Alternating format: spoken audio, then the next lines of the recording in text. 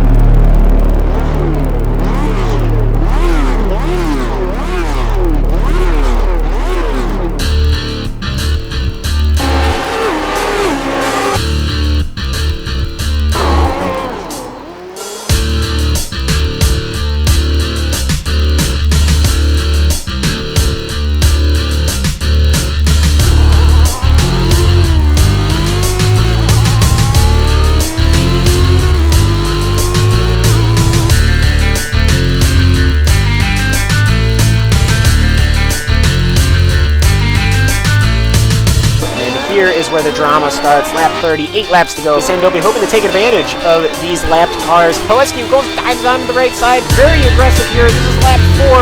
The two Viceroys. Bill Frazier ahead of Matt Poleski. Frazier's off. Frazier hit the grass. You hit that tire wall, your day is done. Well, now it's lap 20. The Williams still trying to get around the Terrell team as he'll go around the lap car and around those at the same time. At the same time. He's got the inside corner. Will he ride the curb? Yes, he will. He will get him on the inside. Vito Maria leading us all into Moss's corner. Look at the beauty as his right side will cook the grass a little. A 180, no, a 360. Oh. Who will yield going into this corner? It's really not meant for too wide as it will be Gernald. Gernald will yield. Lots of smoke picking up from that Williams car. He is pushing it to the absolute limit. 26 of 30 now. Only 4 laps to go. He's going to get the run coming out the final corner. He's going to pull up side by side with the leader. It's going to be a drag race to the finish. Who is going to get there first? It's going to be...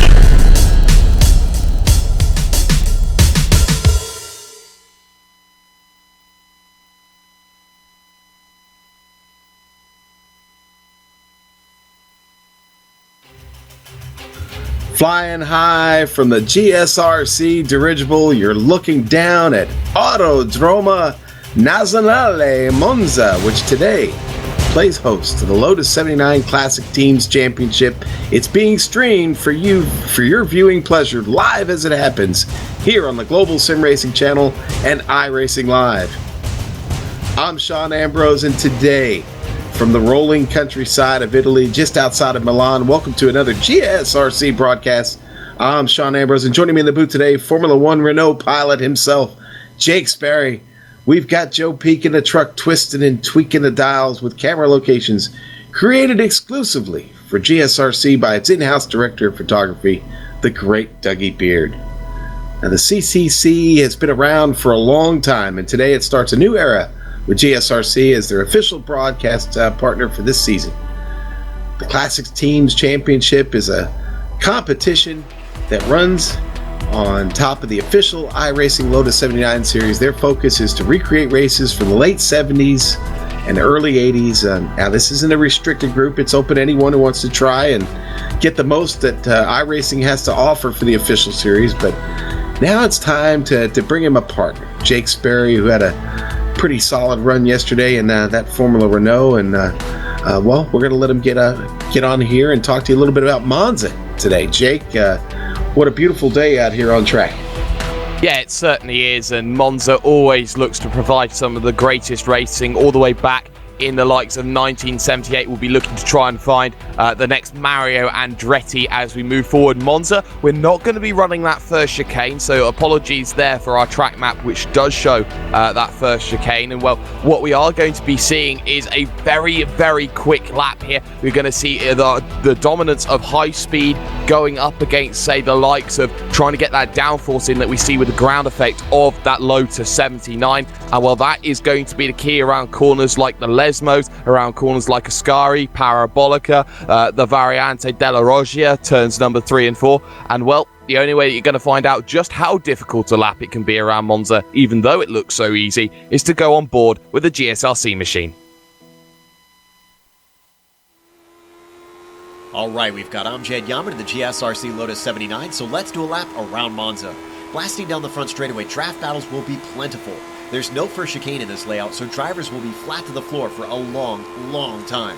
In fact, once they hit Curva Grande, they still won't lift because the downforce of the Lotus makes it a breeze to power through. As you come out of it, drift back to the right and set up to brake for Della Roggio. This will effectively become the first real corner, and this chicane could cause some pileups with how tight and slow it is. Stay off the tall sausage curbs because the car won't like them. From there, it's a short burst to the first Lesmo, where ideally you want to take it with a late apex. The slight bit of camber can deceive you into turning in too early. You can use the AstroTurf on exit, but get back to the asphalt and then line up for the second Lesmo. This is the more critical of the two turns because the exit leads onto a very long straightaway with heavy braking at the end of it. Passing opportunities will be rife, and a lot of drivers will be trying to take advantage of anyone lacking a good launch. As we come under the bridge, hold to the right and spot your brake marker for Ascari. This chicane is very different from the other one with 3 apexes and a lot faster line. Try to open up the final apex for the best run you can get down into Parabolica. The pavement to the right is all fair game, so drivers are likely to let it swing wide to help carry their speed. Finally, as we approach the final corner, you can attempt to pass here, but I'm not sure that it's always wise in most cases. Parabolica gives a nice big braking zone and the track is plenty wide, so that's not the issue here. It's because when you come out of the turn, you're back on the main straight where anyone within a stone's throw will suck up to the rear of you and overtake you again. It might be better to wait until here to slipstream by your opponent, but hopefully you keep it all together and have now finished a lap around Monza.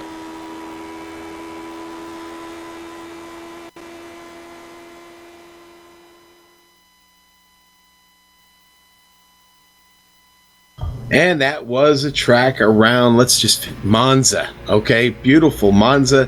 Jake, that was a bad fast lap around this circuit. This is going to be a fun race. Let's talk about the details today of this race. The car. Now, this is what you're going to get to see here today. The Lotus 79. It's a beautiful machine.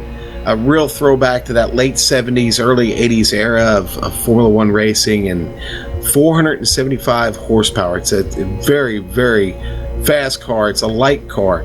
The setups are open, so these drivers, most of them have been around quite a while. They know these machines well. They've tweaked on these setups, and trust me when I tell you, the very fastest setup available will be run here in this race today. Now, qualifying is it's open qualifying 2 laps, okay, and they're going to be putting those laps down right now to set this grid today. 28 laps in today's race. There are no fast repairs. You don't get any breaks here. Fuel is 100%. It won't be a factor in this 28-lap race today. Incident cap, there's really no incident cap, but those incidents can rack up the I rating and bring down the I rating and decrease your safety rating as well. So you got to watch out for that. Now, there are no full caution yellow flags. You maybe will see, as a driver, you'll see a local yellow caution if there is a stack up on the track or a car is off. Now, as far as the weather goes today, I believe it's going to be about 75 degrees. It's the iRacing dynamic weather. It should be somewhere about 90 to 100 degrees on track, but we'll update you on that here in just a moment, Jake. Today's race has got lots in store, but what I want to tell everybody about is this championship does follow the official series, and the points given do follow the iRacing point system. All right, and we'll give you some more info about the team championship here in just a little bit.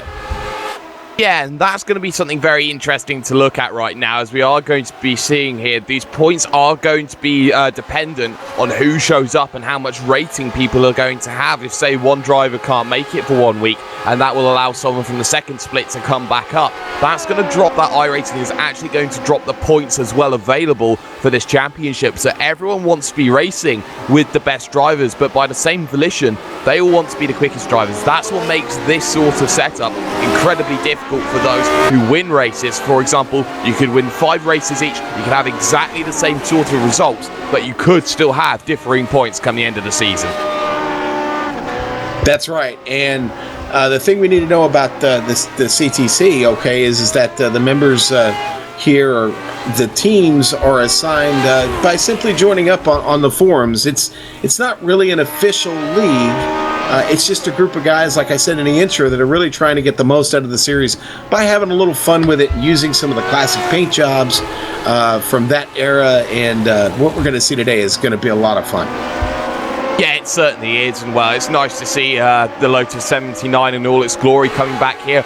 Monza, a very difficult circuit, especially in the history of the Lotus 79. Of course, this is the resting home of the driver of Ronnie Peterson, who died here in Monza, was second in the championship at the time, still finished second in the championship overall, but pretty much signed and sealed the championship then on that day to Mario Andretti, who failed to finish in the points for the final two races. So, you know, there is a little bit of history around with this circuit, and it is a very difficult circuit to be dealing with as well. Well, the designer Colin Chapman has certainly shown the British engineering has certainly worked here, especially with that Lotus here as it powers itself around the track in the middle of qualifying.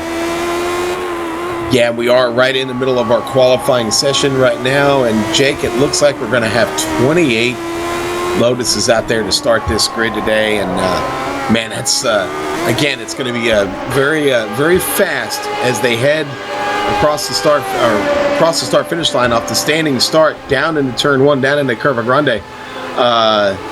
They're going to be wide open through there, probably side by side. That's going to be a little sketchy on the cold tires.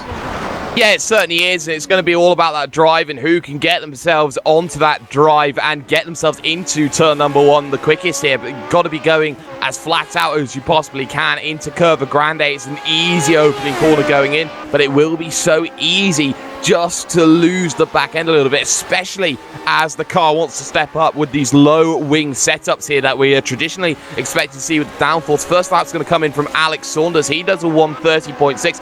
Anti Les Pisto, though, he will do a 30.8. A 1:30.8 that is, so he will drop his time down a little bit further on as well. So you are starting to see these times coming in here. Only 2 laps here in this 8-minute qualifying session. It's fast, it's ferocious, it's furious, Sean, and everyone's got to get their lap in. Right, and you know, we talked about the weather on the opening. Actually, the track 102 degrees. That's pretty slick. 42% of humidity. It is going to make grip a premium here today, I think, on a partly cloudy track. Yeah, it is, and a partially cloudy track is just the conditions that drivers may be starting to think is, you know, hitting the borderlines just a little bit. When it's incredibly hot, you know, you get yourself a lot of understeer. When it's incredibly cold, you get yourself a lot of oversteer. This is sort of the conditions where drivers are feeling a little bit more at home, you could say, right now, and it is a detriment to trying to get those quick lap times in. Tim Bertie, an incredibly quick driver, manages to have pole at the moment on a 1:30.4. So you are seeing here everyone pushing themselves here to the absolute limits of what the car can do right now. And actually, looking at Tim Bertie coming down into Ascari right now, you can see it's a very pedestrian go into Ascari at about 95, 100 miles an hour before really using all of the circuit coming out to the exit to get that run to the Parabolica, Sean. You know, a little more information about the CTC, the Classic Team Championship. If you want to find them, the easiest way, if you're an iRacing member, is on the forums. Go to the L79 section, and they're pinned right there at the top of that forum, and you can get all the information you need about how to participate and maybe join on. Now, I will tell you, these are strength of field races in this official race that we're covering. And for our iRacing watchers here, members watching, 3,600 the strength of field, 3,607 to be exact, Jake. That's pretty tough company to ride along with up there. Oh, it certainly is, and we are certainly seeing that right now. If I can just tell you an example right now, the top 16 drivers are within under a second right now. Everyone is pushing to the absolute limits, watching the 10 of Michael Vandenberg right now, heading himself out to the Parabolica. You're just waiting to put the power down, and then you finally can. Of course, ground effect was discovered on an accident, and that's so crucial in this vehicle. A 130.822, that puts him 10th then in the number 10, but we are seeing here those numbers which are a little bit higher, normally towards the back, actually get themselves up through the likes of Bob Battaglia and Jamie Hall inside the top 10 as things stand.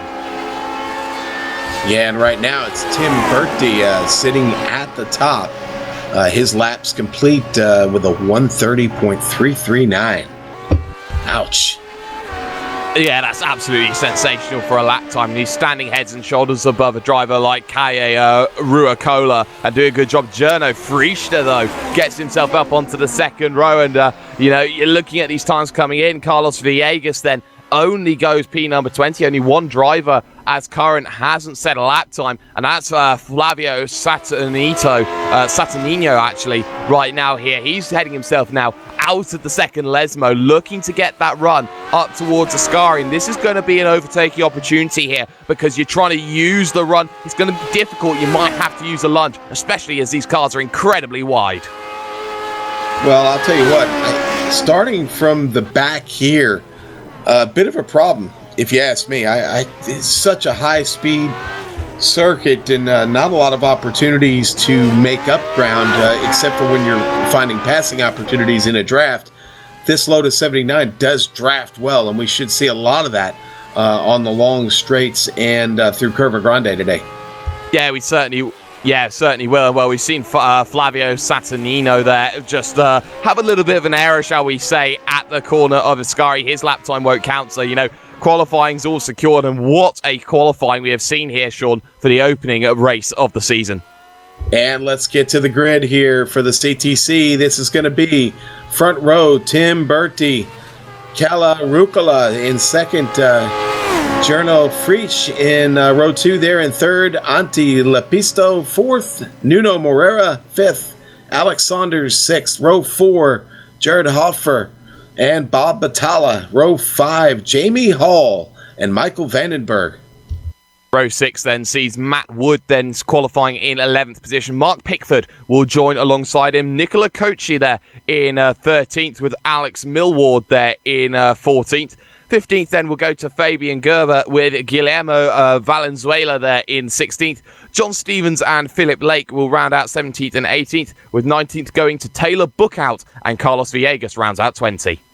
All right, and we'll go here to 21st. It's going to be Miguel Garcia Sanchez. 22nd, Freakton Kate.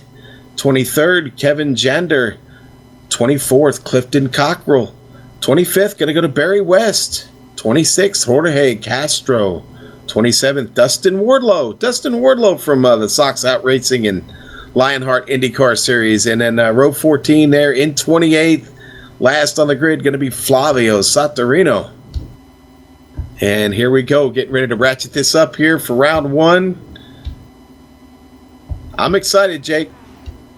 I am as well here because you got this difficult turn into turn number 1. It's not running that first chicane, as we said. It's all about getting yourself into a situation where we didn't want bottlenecks going into the corner. It's a very good decision by those in the higher-ups on the track selection, and I think this is going to provide a very interesting draft in towards turn number 1.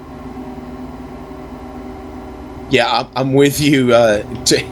Turn 1 could turn into a parking lot today here on the very first lap, round 1 of season 2.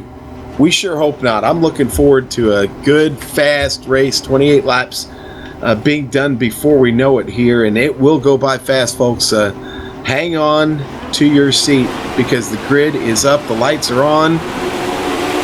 We're getting ready to go live. And the green flag is out. Here we go. Everybody off from that standing start. Tim Berti going to lead them off. They're already side by side trying to split the middle.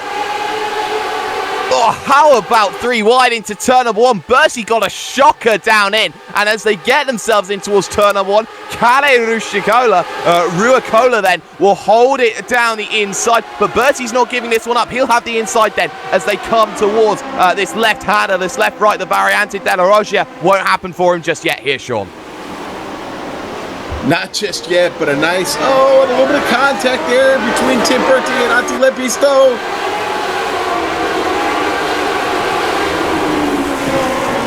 And we got a little bit of contact in the back as well. Fabian Gerber then is going to be turned around. You can see there at the back, that's Mark Pickford, a little bit beached in the gravel there. It was all getting a little bit hairy, scary as they all bunched up into the corner, and more contact as Kevin Yander then comes into a confrontation with Nicola Cocci in the midfield here, Sean.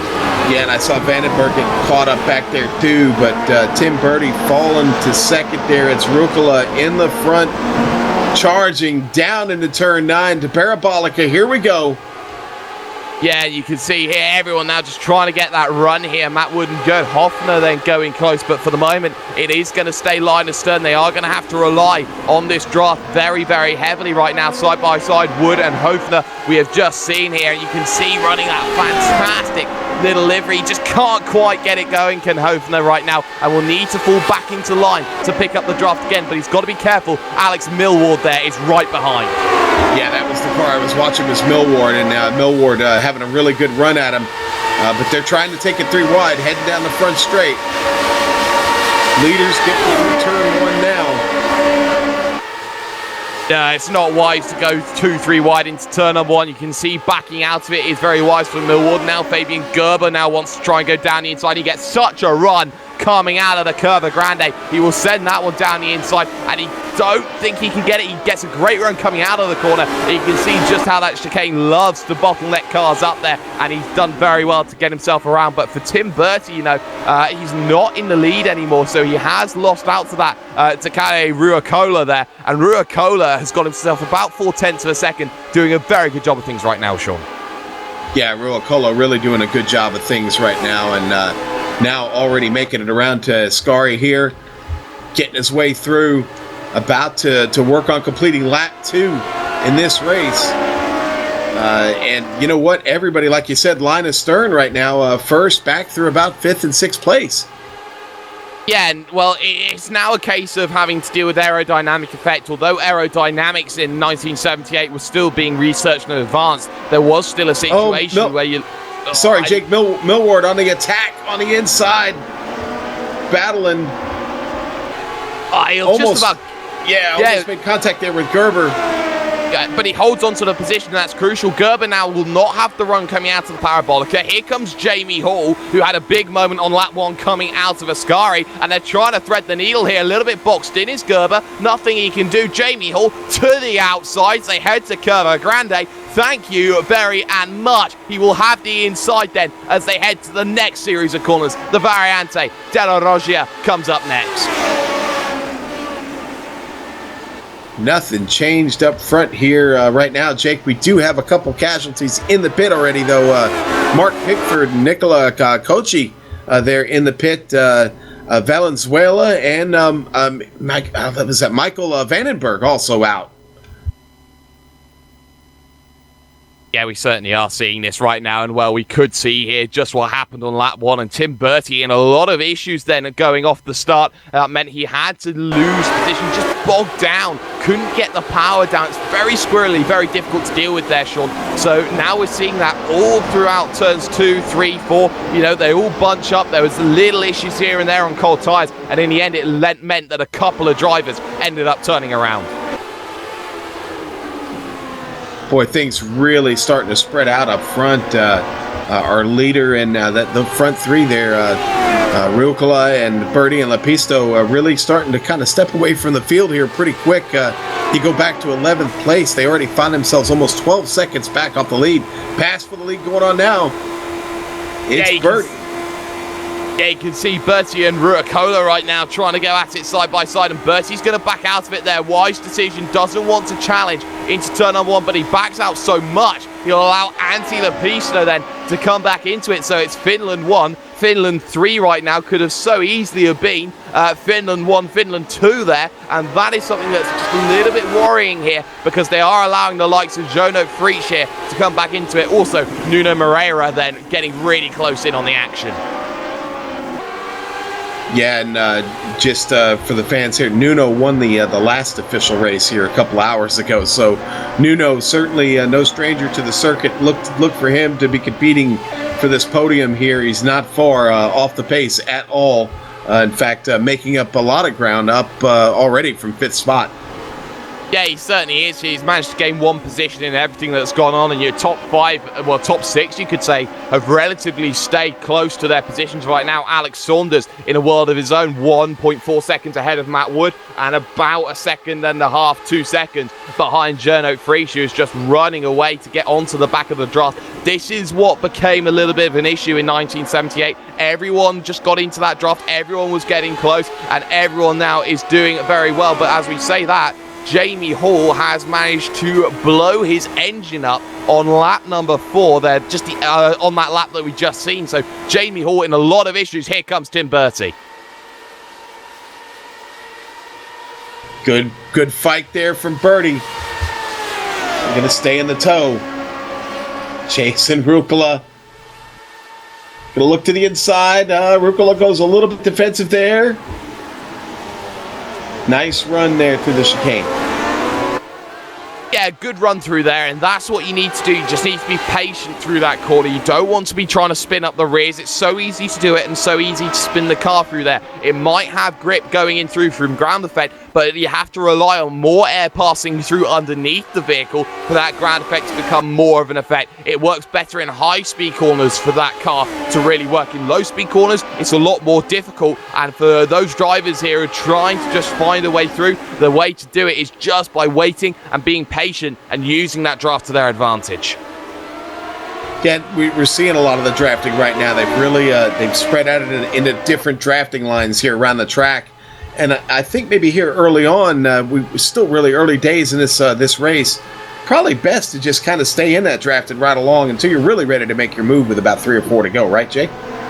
Yeah, you certainly do. It's 28 laps. We're not expecting people to come down onto the lane. What we are expecting, though, is a race to really try and run up here and really try and get those times working together here. That's what everyone's trying to do. Everyone trying to find themselves just a little pocket of air at times, sometimes to cool the brakes, for example, maybe. You can see here that's happening right now with the car in a 3rd position here in Anti-Lepisto. He has a little look at Tim Bertie, but he's showing the nose here. He's cooling the brakes a little bit. He's just trying to do it to just regulate temperatures and make sure everything works out in his favor here. It's not a case of trying to work out here. As you can see, Nuno Moreira then just getting a little bit frisky behind right now, but we are seeing here everyone just trying to get as close as they can. As I've just seen a pass to position, Kevin Yander is through on Carlos Villegas. Yeah, Yander taking a position from Villegas, does it with a really good run there. Yeah, Yander, I'm sorry, yeah, go ahead. Yeah, I will. It's certainly been, a good battle there going on, and they're needing to work together right now to try and get themselves some points. They're in the middle of nowhere here, and they need to try and get themselves a gap away to the cars from, like, say, Miguel Garcia Sanchez behind, and right now seeing another battle lower down. John Stevens and Barry West here going at it here into the right-hander. They come along, and now they need to put the power down, and for the moment here, Barry West just holding on to things here from John Stevens. Doesn't need to worry at the moment. When you're in about half a second, it seems to be happening for the moment, and I think it is certainly being something that is working out in his favor. Yeah, and Freak 10 Kate, who's now sits in 17th, up 5 spots. He was actually in that battle with those two, with Stevens and Barry West. Oh, here comes Moreira. Oh, my words. Yeah. Look at the run by Moreira. Yeah, Moreira almost taking the back out there of the driver of Anti-Lepisto, but he gets the position sorted and makes it happen. Now look to the front of the field as well. Tim Bertie is still looking to try and find a way through. It was a quarter of a second when they crossed the line, but still, he can't quite make the move happen and sorted here. Trainer 5, and they're waiting here to make that move, but at the moment here, Moreira's the one making moves here. Yeah, Moreira is looking good, and like I said, Moreira already a winner today, looking to get another one, sitting in a perfect spot to do it from.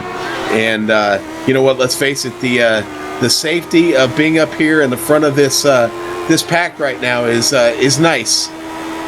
Yeah, it certainly is, and you want to be in that front pack battling for the lead here, and you can see everyone has been very, very well, very good here in terms of their driver courtesy. They haven't been trying to throw cars down the inside. They know that they want to be racing for their championship, and they know that they want to be doing it cleanly and effectively. It is affecting iRacing, it is affecting safety rating, so they want to be racing their cleanest to their ability here. And it's so difficult when you just place half a tyre on the grass, for example, or on a curb, because it just completely unsettles the car, which is trying to be glued to the floor. There was a reason why the Brabham fan car was invented, and that was because it was trying to deal with ground effect in such a way that it worked in their advantage. It didn't work the way that it wanted to. It got outlawed after one race. Tim Bertie now looks to come in, and Moreira now all over the back, and he is not trying to wait around here. 3 cars now looking to get a little bit of a breakaway. Lepisto and Freach are falling back.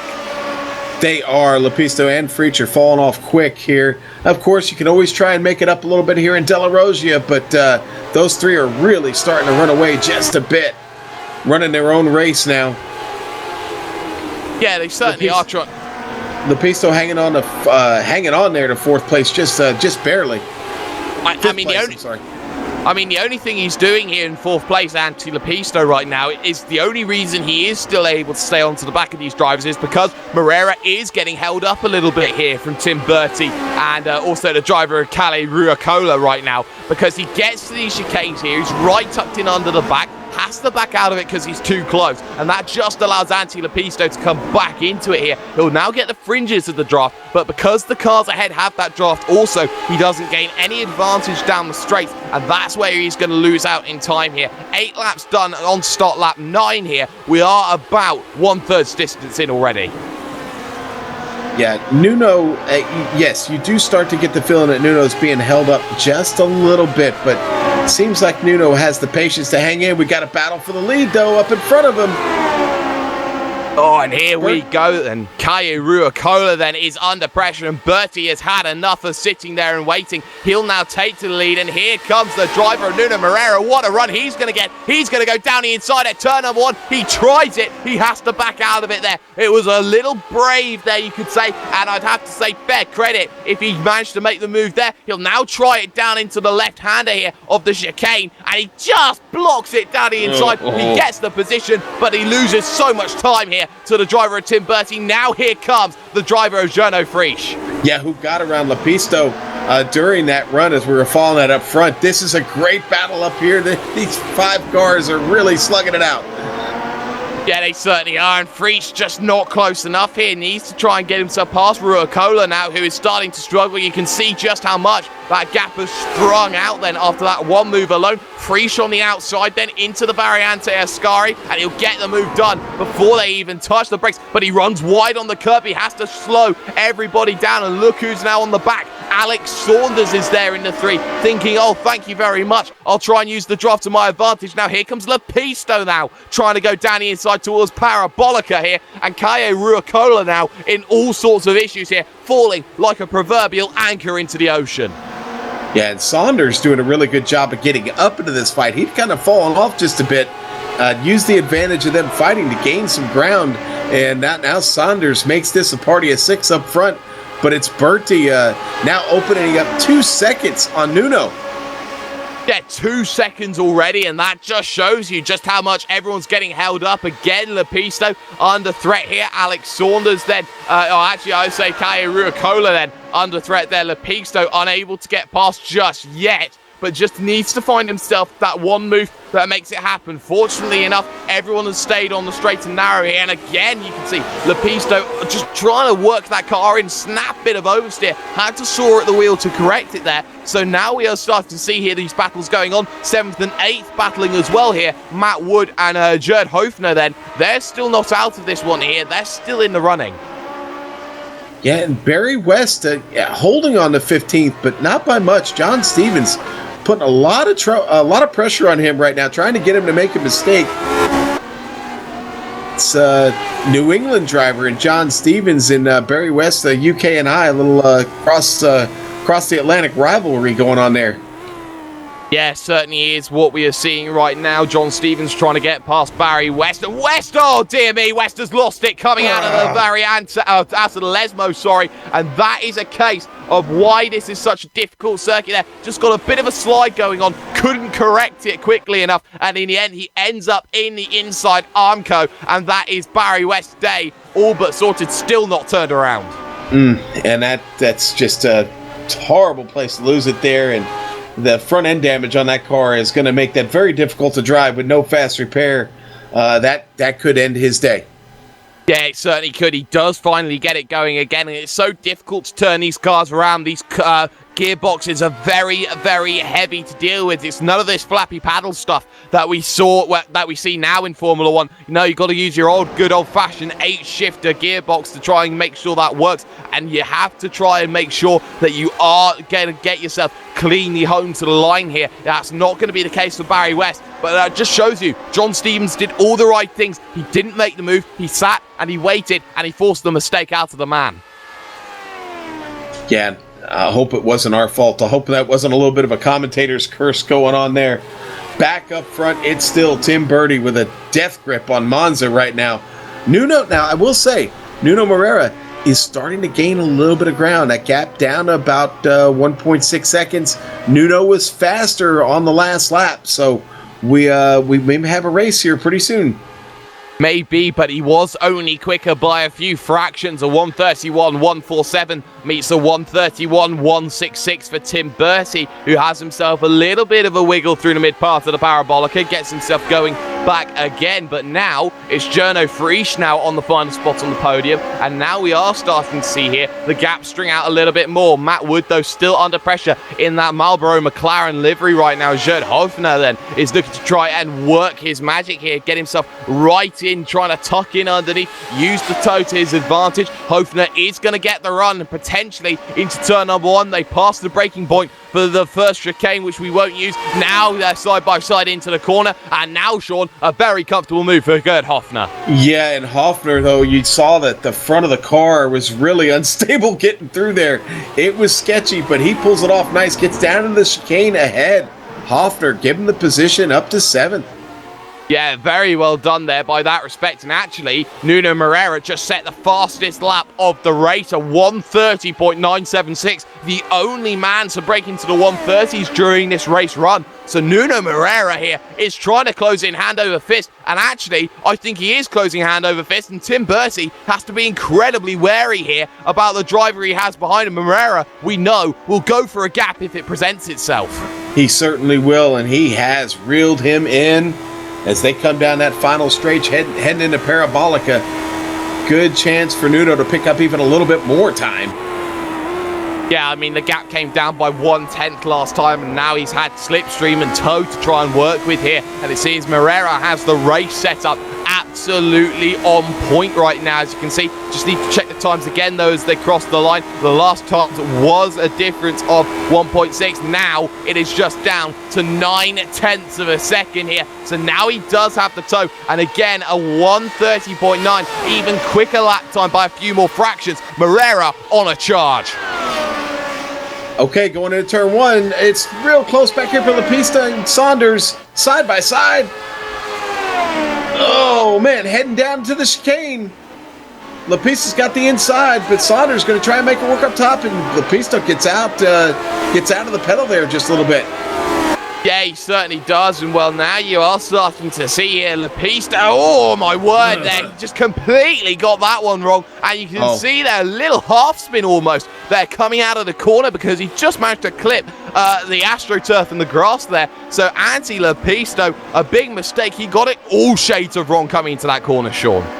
Really, really did, and boy, talk about pressure. It's mounting. There's only about 15 laps to go here this time by.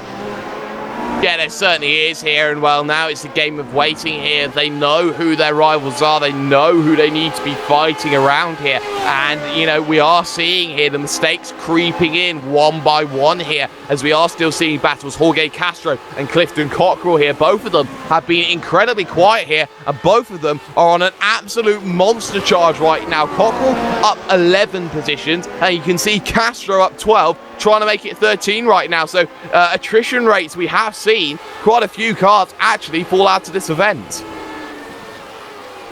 Let's go to the battle right now for 15th. Flavio Saturino, John Stevens, and Dustin Wardlow up 10 spots. Wardlow doing a really good job from the back of the grid here. Got himself in 17th and finds himself battling for the top 15 right now. Yeah, he certainly is. He's doing a very good job here. Is Dustin Wardlow right now. You can see he's tucked in under the toe. He's got John Stevens ahead, who we know is very good at making those moves. But Flavio Saturnino here has done a very good job of things. He's made the move this time by, but Stevens is now going to try and get that move back here on lap 14 of 28. The half distance mark will be scored complete. Stevens then to the inside, and that's going to be poetry in motion then. But you can see he has to lift out of it going through the corner there. He wasn't comfortable taking that line, and that's where Saturnino's qualifying was a little bit less to be desired. He has pace here, and you can see he held it, but he's going to get a big drift in the middle of the corner. Behind that, hello, there's going to be a loss there for Saturnino, and there's also Dustin Wardlow in the middle of the apex. Boy, just as we were talking about the progress he's made, and Wardlow with a mistake there sends the car around. What a battle. They're still battling up front. Nuno Moreira still trying to catch Tim Bertie. Yeah, And that gap's still about the same, actually. Not able to reel him in much more yet. well, the gap's come down to 0.4 of a second, though, in the last few laps. So Nuno Moreira now just waiting and biding his time. And you know what? He has a look to the inside. No, he thinks better of it then down into Curva Grande. Maybe he can get it then into the chicane then. And that might be the best opportunity here. We've seen a few moves already, but he's not close enough. But he tries it anyway down the inside. Oh, they touch, they collide. But they hold it together here, and they are very fragile on the suspension, so I don't know how much damage Tim Bertie would have, especially on that front left. Not seeing any physical damage on the car, but like you said, that suspension damage can be the silent killer, the one we're not seeing right now. What a move in the chicane.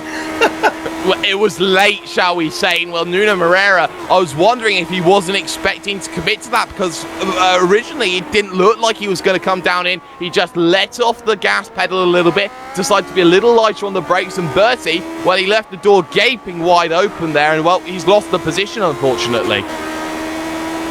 Yeah, and Prix has gotten himself back up to third where he started. Ruicola starting to lose pace a little bit. Maybe the hard charging of those early laps starting to take a little bit of an effect on those tires. The high speed here certainly a lot of wear on those tires. Now Alex Saunders sitting back in fifth. I do notice that car has got some front wing damage. That's probably going to make it hard for him to catch up at this point. It certainly is, because that drag effect, that aerodynamic effect, it means that the air's coming over the car a little bit differently. It's unsettling the car through the corners, so now you're trying to adjust. I don't agree on the point, though, that Caio Ruicola is struggling on his tyres right now, because he isn't that far off in terms of Jarno Frisch here. 3/10 quicker last time by, 2/10 slower this time by. They're running at a similar pace here, and Ruicola is still about 2 seconds then behind the likes of Bertie and Moreira, who actually held themselves up by about 0.8 to over a second through that last lap. So, you know, it's not over and done with here. If they fight too hard, Frisch and Ruicola, they'll just stick in the lap times, and they'll come straight back into this one, Sean. Well, right now, it is their battle. I don't see any traffic up in front of them anytime soon, so they've got a clear track to work with. But let's run down your top 10 for you here real quick. It's Nuno Moreira, your leader, Tim Bertie in second, Gino Frisch in third, Caio Ruicola there in fourth, Alex Saunders in fifth, Antti Lapisto sixth, Jared Hoffner there seventh, Matt Wood eighth, Fabian Gerber in ninth, and Kevin Jonder in 10th, fighting with Carlos Villegas right now. Yeah, he certainly is, but look at the leader, though. A little wide through the parabolica there was Nuno Moreira. Now he's under threat. Bertie now straight to the back then as they start lap 18 to 28. 11 laps to go, and he moves out of the toe already, so he doesn't want to make the move here. Had an opportunity. The gap was just a shade under 2/10. Bertie backing out of it here. Now the game of chess starting to take effect. Love this onboard shot with Bertie. You can really get an idea how that car really works in the toe there, heading through turn one. Now they're in the chicane. Bertie getting a really nice trip through there, but Nuno, a good exit there and gets the power down quick. Yeah, and that's all he needed to do. He had to put the power down, and he's put the power down very, very well. We've just seen here Caio Ruicola, though, lose a lot of time to Jarno Frisch. I'm wondering maybe if he just clipped the curb a little bit and had to slow the car down by about 0.8 of a second. Not quite too sure on that one. But now Alex Saunders then back into the fight then for fourth position. So all certainly kicking off here in this situation. And actually something else that I am starting to see here is Fabian Gerber is not too far off the back here of Matt Wood here. The difference in times, 1.1 seconds.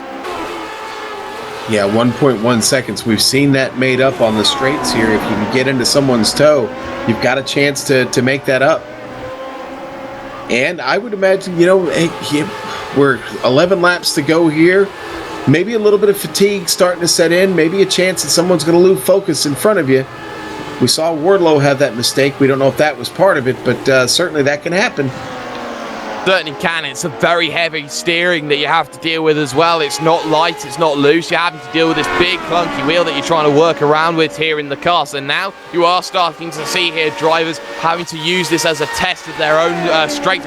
Oh, Tim Bertie all over the curb through Curva Grande. very lucky to hold that vehicle, but he drops a little bit of time then to the driver of Nuno Moreira. Bertie has made a little mistake there, and that's one that he could have ill afforded to make. Well, fortunately for him, though, it doesn't seem to have affected him too much on his overall time. And not to take away from the racing on track a little bit, but you talk back the heavy steering. A lot of people suggesting here in iRacing turning your force feedback down a little bit on this track, or not on this track, but in this car in particular, because of the heavy steering. I know when I've driven it, my forearms are pretty tight when I get done with a session in the L79. Yeah, certainly do. And while you don't want to be involved in the incident, there is a chance that you could really break a hand or something if you're not too careful when you do hit that barrier, because you are dealing with the bumps a lot more heavier than other cars which are lighter and more efficient on the circuit. So when you are dealing with it, you do have to turn that force feedback down a little bit. So, you know, it is a little bit of an adapting game here that you have to deal with when you are driving around in this car, in this Lotus 79. But for the moment here, we are seeing Nuno Moreira just holding on to things a little bit here. Just going to cross the line now to start lap number 20. And that gap opens up now to about half a second, 6/10. So, you know, Tim Bertie, for all that he's been trying here, you know, Nuno Moreira has been absolutely flying here. 1:30.7. His quickest lap time here is a 1:30.3 here, Sean. You've got to think the opening pace was 1:31s, and that is a pace that Bertie is struggling to match. Battle for the podium here. I buried Alex Saunders way too soon. Saunders is trying to get this position away right now from Ruicola and get by. They just got through the chicane and heading now down into Curva de Lesmo there into 4. I'm surprised at the drive by Saunders there. Again, the front wing damage on that. I thought maybe that would slow him down a little bit, but looking like a little bit of a second wind here for Alex Saunders. Well, Saunders has the ability here to run the draft, and although he won't get the draft as much as he'd like, he will still have that ability of the car, and he will still have himself working in here. And we've got this beautiful camera angle over the shoulder right now, and that's certainly proving here to be absolutely beautiful to watch then, as you're seeing Saunders driving himself now to try and catch Ruicola. The problem he's got right now is, although he is closing in the slipstream though, he's running out of time. He's not doing it here in the corners here. He's losing that time that he is gaining on the straights in the corners. That's why we're seeing him there, but not thereabouts.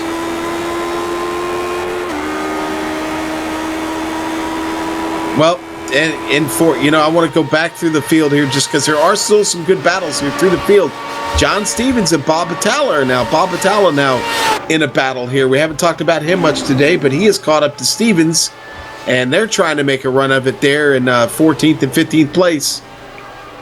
Yeah, they certainly are, and Bob Battalla was 3/10 quicker that last lap by, and he's tried to close that gap down a little bit more. He rounds the final corner of the Parabolica, and you do see the difference here between the quicker drivers and these drivers here in the mid-pack here. You can see there's a difference between a couple of miles an hour when they get themselves onto the apex and trying to get that power down. It's something that they'll have to deal with there, and a smoking car and a very angry car in pit lane.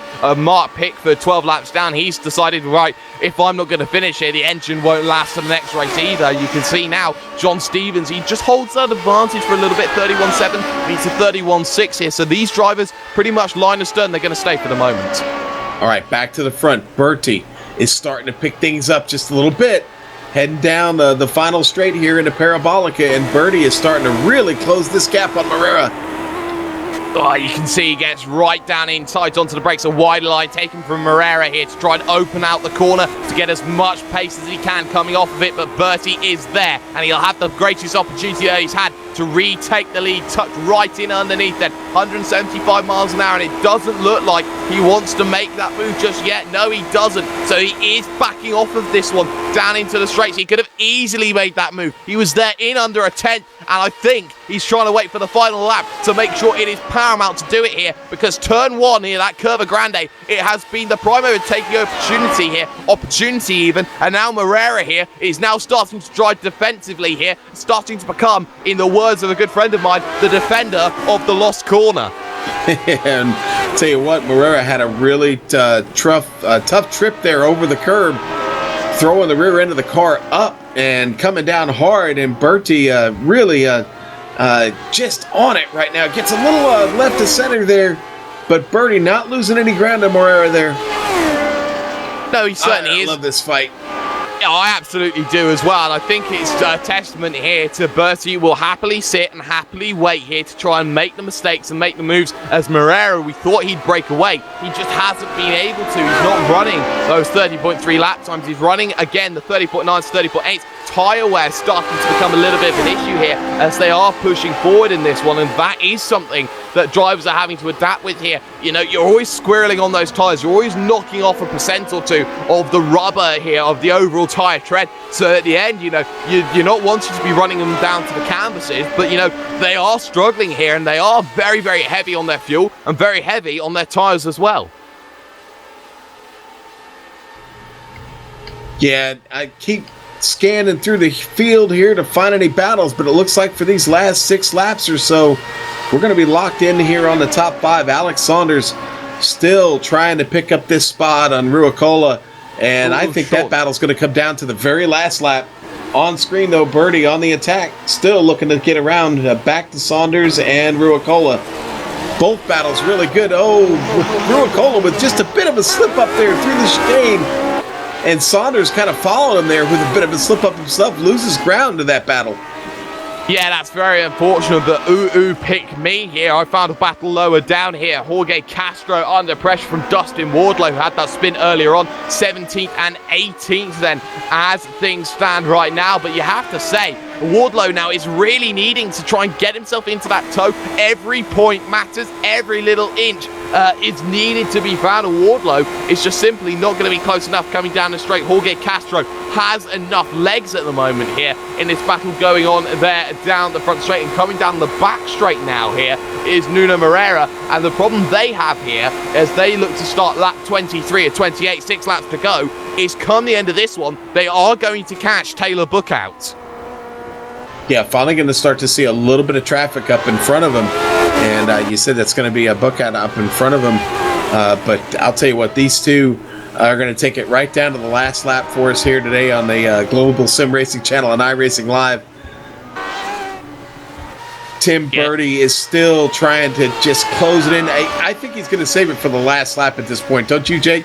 Yeah, I think he will as well, and you are starting to see this now. Moreira is getting a little bit wise to it, so we might see an overtake happen that Bertie doesn't want to do here. And, you know, if they do start playing games too much, Journo Frisch, he's only 3 seconds down the road here. They can't play too much in this situation. And Journo Frisch with that beautiful Ferrari livery there, just ranning himself through the first Lesmo, doing enough. Ruicola there and Saunders, they closed up right up again here, Sean. And now you look at this battle for 4th position here, the best of the rest. There's not much that Ruicola could do. Led the race at one stage, but now falling a little bit further back.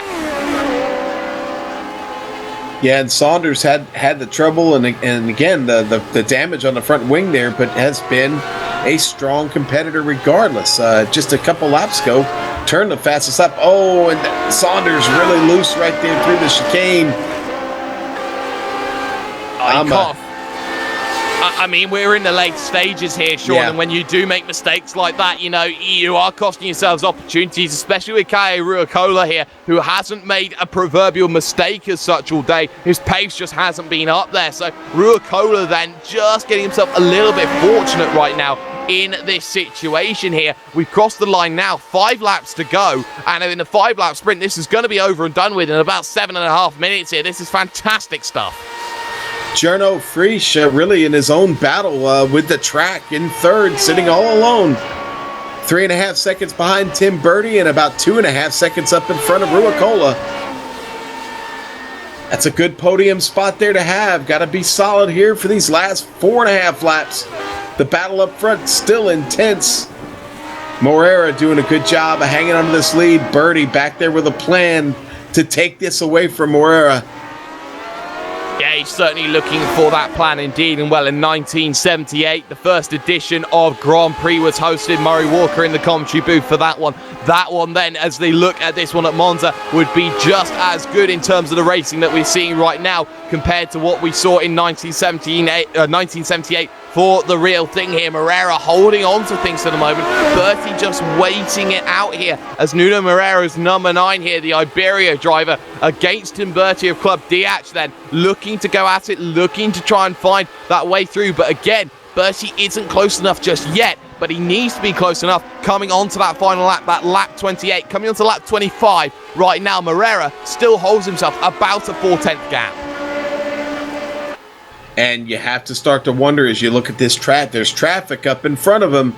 They're going to catch it. It's going to be a factor here in the closing laps of this race. Yeah, it certainly is. We haven't seen too much of it, if any of it, so far. So now having to deal with slower cars here who are going to be a little bit more liable potentially for a bit more incident. That's going to be something playing in the mind of Moreira here. He wants to clear it quickly and he wants to have that car hold up Tim Bertie, who goes incredibly deep on the defense, and they're battling in front as well. Jorge Castro's had an incident there, which has meant that he's blown himself a little bit further back now, and Taylor Buchat then has managed to make the move sorted. So now it's 2 cars instead of 1. And that's double trouble for Nuno Moreira. Well, you know, those drivers know what's in their mirror. They can see their relative. They know the leaders are coming. That does add pressure. I know sometimes it'll add pressure to me. You know those leaders are coming. You don't want to be a factor in their race, but listen, you got to still drive your line and still try and get through these chicanes and S's here, you know, to get to a passing opportunity for the leaders. And how Nuno Moreira gets by cleanly there on Jorge Castro just as they got out of the S's there in Variante Ascari. Yeah, and that's very fortunate there for Nuno Moreira. He caught the man in a very, very good place then and managed to use that to his advantage. Bertie then was unable to close. Now you can see here, look who's going slow on the straight here a little bit here. It's Taylor Buchat then, who is not running himself at full pace right now. Just going to let the drivers through, and Bertie's going to use that toe as well. He pulls out of it a little bit earlier then to try and catch Moreira's toe, and for the moment that gap stays 0.4 of a second there or thereabouts. So now Tim Bertie here is just thinking timer is running out and needs to get closer. And Saunders as well running into issues here side by side and gets it past Ruicola. Finally, Saunders able to make that pass there in turn 1. They get down to the chicane. It's going to be Saunders, though, hanging on to it. Ruicola has to settle for 5th, falling back. Yeah, and that's a big issue here for Ruicola. Just hasn't had the pace here. The thing that will help him is Antti Lepisto, who's been falling off as well. So it seems to be not a case of just one driver's been struggling. Quite a few drivers haven't had the pace here today to really make it work right now. Again, lap traffic though for Nuno Moreira. That's Philip Lake in the 18 then that will need to get past right now. And the number 9 against the number 5 here. Both of them are absolutely pushing it to their limits right now. And Tim Bertie again using all of the track there from that national layout circuit on the right hand side to his advantage here. When they cross the line, Sean, 2 to go. 2 to go. We were already here. 2 good. It feels like we just got started, but Nuno, you know, after being behind here early, has worked his way up and really been under this pressure from Bertie, but the pressure has seen no effect on Nuno Moreira as he gets around the lap car there of Philip Lake. Going to bring Bertie with him just as they head to turn 1. Bertie going to get by clean. Looks like Lake might have gotten off it just a bit, so Bertie could get by there, but Bertie with a nice trip through turn 1. It all happens in the chicane. Can you make up any ground here? I think he can here in this situation because Moreira had a little wiggle through that first corner, and now Bertie is a lot closer than he was. I don't think there will be any more traffic to help with. Freig Tenkate has managed to get himself away far enough so that he won't be lapped come the end of this event. So now it's a one-on-one shootout between Moreira and Bertie here, and Bertie is close right now and he's a great run out of 2 corners. This one, the Variante Ascari, and the next one after that, the Parabolica, to really set up that run for the final lap here, Sean. Yeah, and it's all going to be about this final lap, and Bertie gets a really nice run there. Oh, and a little bit wide, but keeps the momentum right up on the wing of our leader, Nuno Moreira. Coming down to Parabolica. Oh, Bertie, it looks to the inside. They're a little squirrely there. But Bertie, right out of Parabolica, going to stay with our leader, Nuno Moreira. 1 lap to go. The white flag is out this time by Oh, it certainly is, and well, now you're seeing it. Nuno Moreira under pressure. Bertie's got to make the move and bring it back in. He's close, but how close is he going to be? Moreira's got to go defensive. He makes the block then, and on the grass tries Tim Bertie. Oh my goodness, he loses the back end, and he's off into the wall. Unbelievable for Tim Bertie, who ends the day on his roof, and he had the chance here, Sean. Jono Frisch going to move up to second. Alex Saunders going to move up to a podium position and has got the pace and the distance on Ruicola. Can Ruicola get this podium position back? I don't know, but that's the battle left. No, I don't think he will. I think he's too far back now. I don't think there's going to be a chance here for him to close it down on Saunders here, and Saunders won't catch Jono Frisch in this situation here. It's going to rely on a mistake, and we know on this last lap it can happen. It just did happen. Nuno Moreira, though, is clear, up in the lead now, 6.5, just over 6.5 seconds on his final lap. Going to try and make it 2 in a row here this evening. Nuno down the last final straight here in a Parabolica. Looking to get that Lotus 79, the Gitanes machine across the line here for round 1, season 2 of the CTC. SOF race number 1 out of the way, in the books. Nuno Moreira, your winner today, and the Iberia driver celebrating there surely in the cockpit after this win. It's going to be Jono Frisch across the line in second, Alex Saunders in third, Kalle Ruicola going to take that 4th spot, and Anthony Lepisto going to take 6th there. Jake, what a race to the finish. Boy, what could have been there for Tim Bertie there at the end. Yeah, and well, you know, we don't like seeing the race end in such a fashion where a driver fails to finish it. But, you know, Tim Bertie, he was trying to wait for that opportunity. It did come along for him. But at the end of the day, there was a little bit of questionability from Moreira on that late move to the left-hand side. I know that we aren't running in terms of FIA standard rules here. We're running off iRacing rules, so you can have multiple changes of position. But I wonder just how frustrated here the driver of Tim Bertie will be, and if he decides to come in and join us for interview. Yeah, and, well, we'll see. We're going to take a quick break. We're going to step away. We're going to come back in just a moment, give it the full rundown of this 28-car field today. We'll be back in just a moment here on Global Sim Racing Channel and iRacing Live.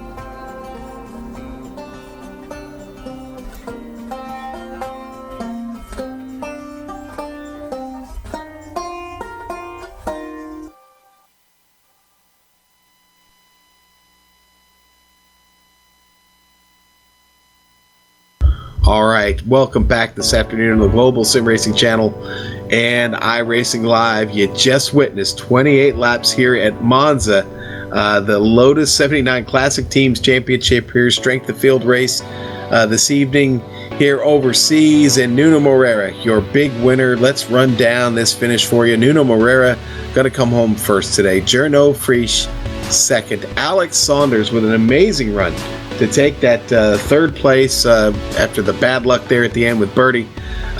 Cali Ruicola fourth. Antti Lepisto fifth. Sixth going to go to Jared Hoffner. Seventh going to go to Matt Wood.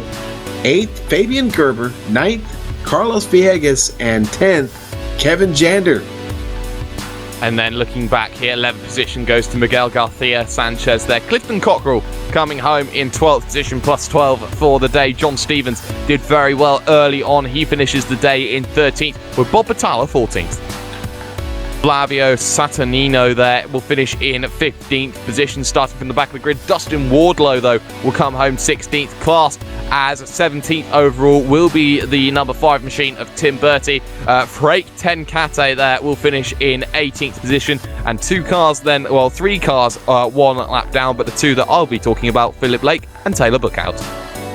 All right, then we'll go back to 21st. Again, these cars all couple laps down or several laps down here at this point. We'll run it out for you. Jorge Castro going to finish 21st. Barry West 22nd. Mark Pickford 23rd. Jamie Hall 24th. Alex Millward 25th. 26th going to go to Nicola Cocci. 27th Guillermo Venezuela. 28th Mikkel Vandenberg. And that is your field. And what a race it was, Jake. But let's talk to the winner of this race, Nuno Moreira. Congratulations, sir. What a run and a little bit of excitement there at the end. Hello. Hello, guys. Let me know if you can hear me. Yes, we've got you, Nuno. Yes, sir. All right, great. So, yeah, I seen Tim has got a bit, he was a bit unhappy with that move, but, well, there wasn't actually any move. He wasn't able to race that close, and he lost control of the car, and now he's trying to put the blame on me. Well, thank you very much. I love the race, I love the racing, I loved winning this race, and it is completely deserved. And yeah, once again, Lotus 79 regulars prove that we do great racing, and I just loved it, and it was an amazing feeling to get to the end tired, but winning the race. On Tim, I don't know what he's complaining about. Close racing is not easy. Close racing in the Lotus is not easy. Without downforce, even worse. And yeah, man, you had bad luck. Sorry. Better luck next time. You did great. I never heard of you.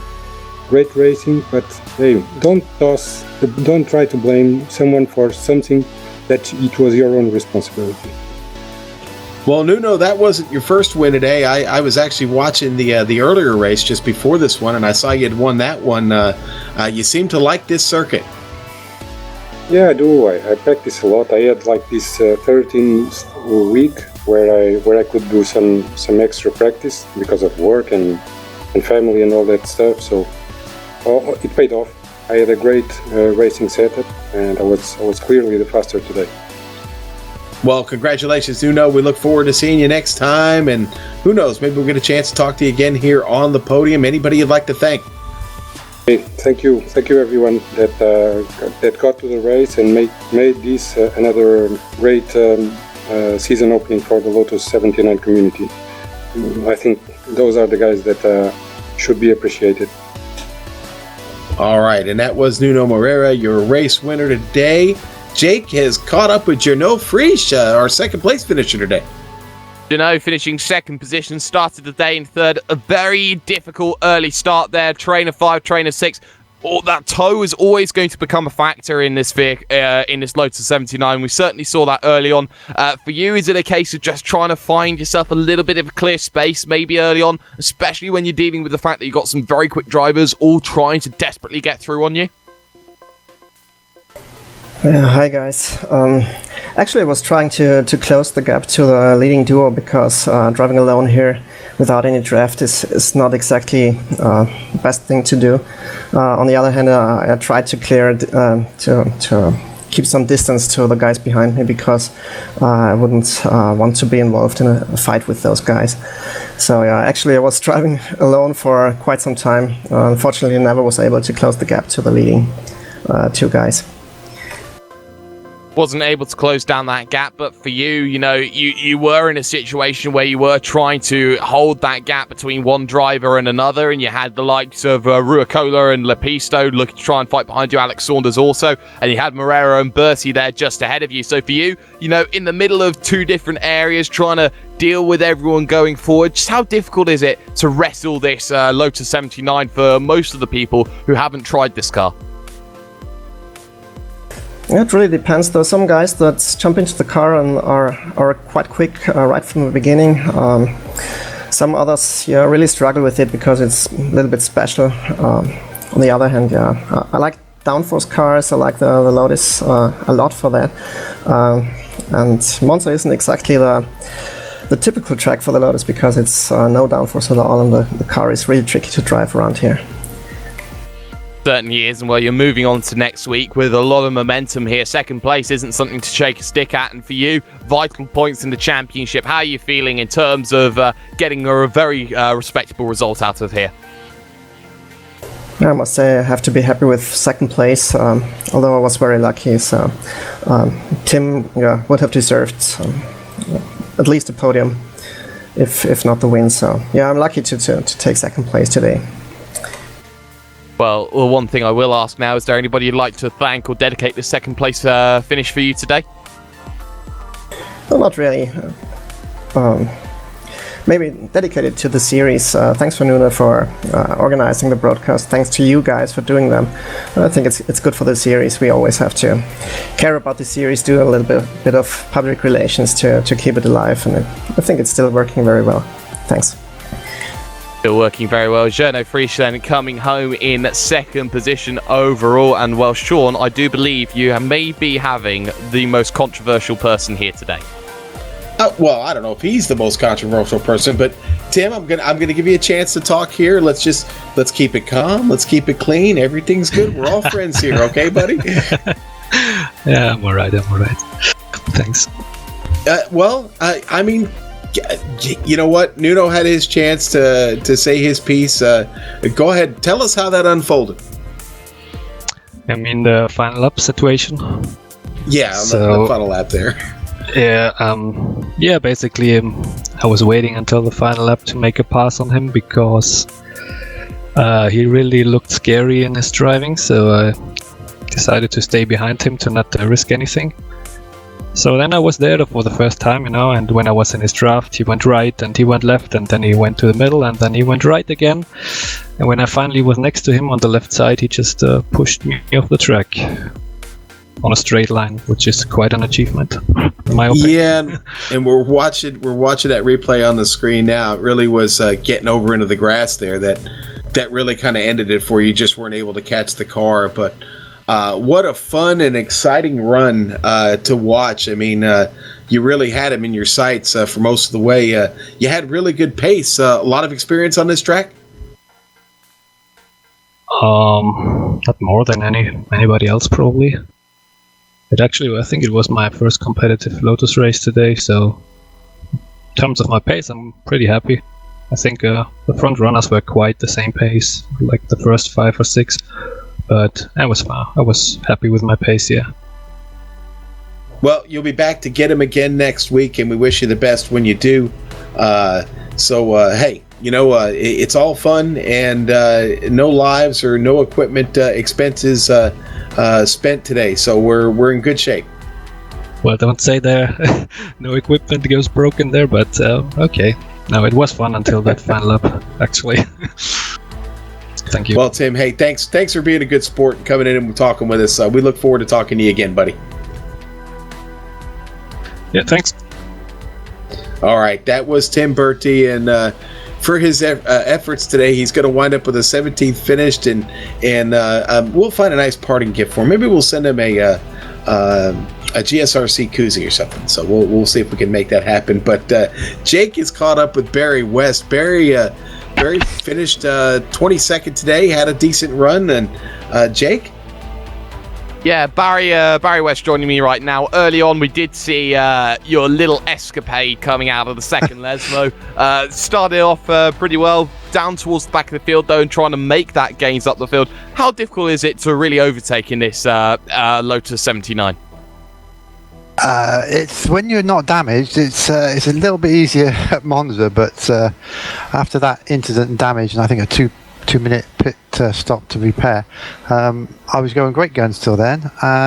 John was fighting hard, and then we decided, I think, to work together to catch Clifton up, and we were gaining on him, and I was just pushing, and it just broke away coming out of the first Lesmo, and I not done that all this week practice. Don't know what happened, just went. Perhaps I was just too greedy on the throttle, I don't know, but I've looked at it a few times and I can't understand why the back of the car went. It's happened in the past and the back of the car's gone and it's come back quickly, so I probably should have lifted and just been sure, but of course we were trying to catch Clifton, so that was it. But yeah, a great race, Monza. I love Monza, but it's just so frustrating when things happen. Certainly is frustrating when incidents happen. Of course, you'll be looking forward to next week then when you're trying to put that 79 back in it again. I mean, we're looking at these drivers here, and I've seen you racing around in the Lotus 79, being one of those drivers who does put his name up there quite a fair bit. But, you know, you are seeing these drivers all putting themselves in. So many quick drivers in this league. You know, are you finding yourself in a situation where you want to be trying to find a little bit more time here and there to challenge up for higher points?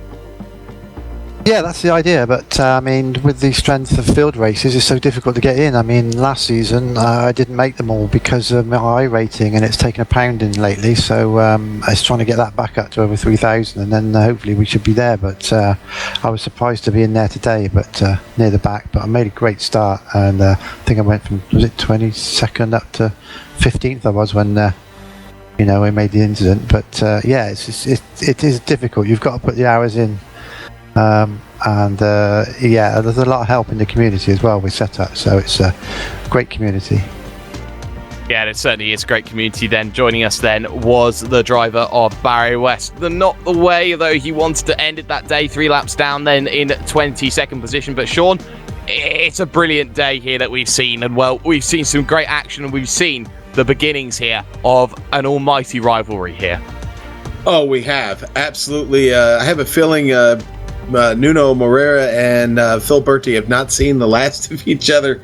I can't wait to get to it next week. Jake, thanks so much today. We would like to thank everyone at the Classic Teams Championship for organizing the fun here at Monza today and contracting with GSRC to broadcast it. We know you have lots of choices when you fly. Thanks for flying GSRC, and that was Tim Berti, not Phil Berti. That's a really short memory there for me. Sorry, Jake. Thanks to the company's equipment and software that you see on the screen now that we use on our broadcast. And remember, the original music you've heard on today's broadcast is thanks to Eric Ekholm and Casey Lalonde. See the screen for how to contact each of them. And if you'd like to find out more about the Global Sim Racing Channel, including dates and times for upcoming broadcasts, or to arrange for a GSRC broadcast, a race of your own, your bet is theglobalsimracingchannel.com. We're also on Twitter at GSR Channel. Find us on Facebook at Global Sim Racing Channel. We'll see you next week at Donington Park. So, on behalf of my mic mate, Jake Sperry, our director, Joe Peak, and our camera artist, Doug Reed Beard, I'd like to thank all of you for watching. With that said, I'm putting a lock on the gate, heading down the road, so until next time, race clean, race hard, and I'll see you on the track.